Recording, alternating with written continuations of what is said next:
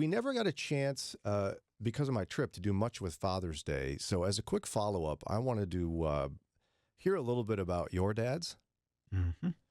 Ron, tell me what you remember about what your dad was like, because he's been in glory here for a number of years. Yeah, about 18. 18 years. Wow, Ron. Yeah, it's hard to believe it's been that long. What was his name again? Roger. Roger. Tell us about Roger Eastwood. In retrospective, I see he was a really great man. Now, when I was young, growing up in the house, I didn't think that much of it, you know. I had big plans of, you know, what I was going to be as a man. And, you know, while I still ate the food he provided and lived in the house he sheltered me with. So, but looking back, we had one of my mom's cousins was an alcoholic. And they invited him in, and he lived with us for a period of time while he got his life straightened out. Wow. And I know there were numerous Fridays after work where Dale wouldn't come home. And so Dad went out driving around to the bars to find his car and went in and brought him back home. Really? Yeah. And, wow. You know, now as an adult, I look back at that and I think that took a lot of guts and fortitude and grace to, you know, he's been, you know, turning against you and you still bring him back to your home. Wow, Ron. And then when I was in high school, a guy who was a Christian at our church worked at a factory. And he wanted to do a Bible study after work, but he did the night shift. So it would have been like 2 or 3 in the morning. So Mom and Dad said, use our basement. At that point, we had a walkout basement and it was furnished like a living room. So we'd leave the back door open and people would come to our house in the country and they'd walk around to the back and just walk right in and wow, have a Bible study and then leave. And we'd, you know, you'd notice some things had changed, you know, maybe magazines were in different spots, but they came and left and we never knew. And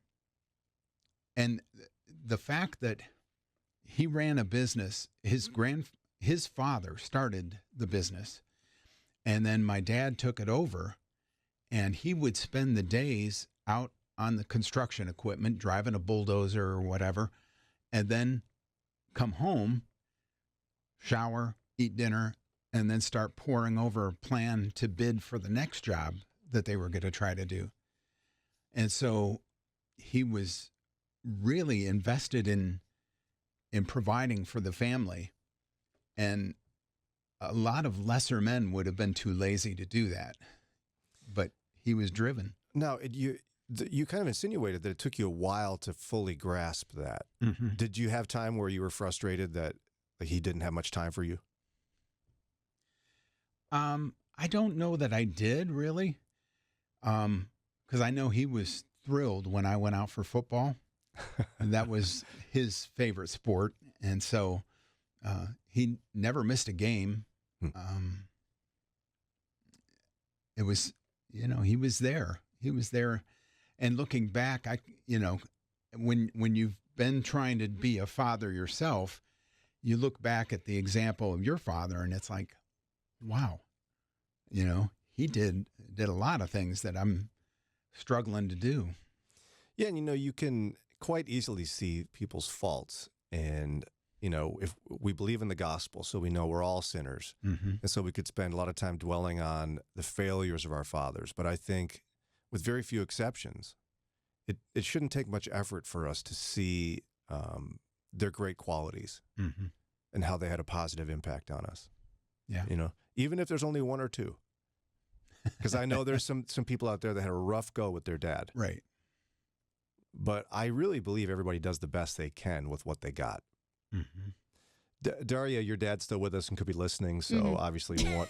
Let's talk about all his faults. No, just kidding. What's your dad's name again? And tell us about your memories of your pops.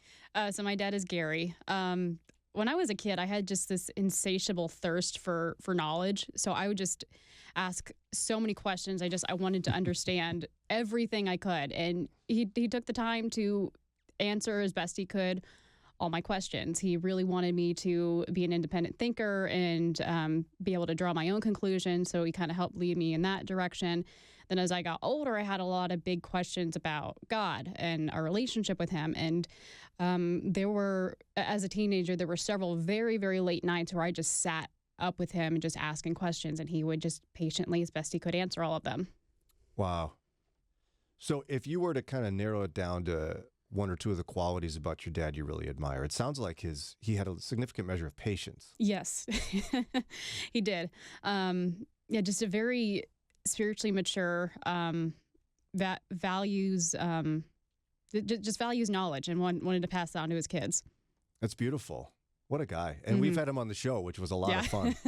I remember how shocked he was when we only had 2 personality types represented on a show of 4 people. he was like, oh no. And when I was in the early stages of my spiritual formation program, it was pretty striking as Ray and Nancy Kane talked about how often and how it's relatively inevitable that our relationships with our fathers have a direct impact on our relationship with God. And I recall one gal, she was very uncomfortable and nervous about being alone with God. She thought that the Lord would be angry with her. Oh, okay. And thought the Lord was angry with her. And the more that they unpacked this with the group, clearly it was an impact of how her father interacted with her. Right. And so it's just, I think, one of those important reminders on Father's Day as we have spent time reflecting on our dads, we got to reflect on how that impacts our relationship and view of the Lord Jesus, because it's not just those positive qualities, which I think we can probably point and go, wow, I really have such an easy time talking to the Lord. Maybe that's because Gary was so easy to talk to.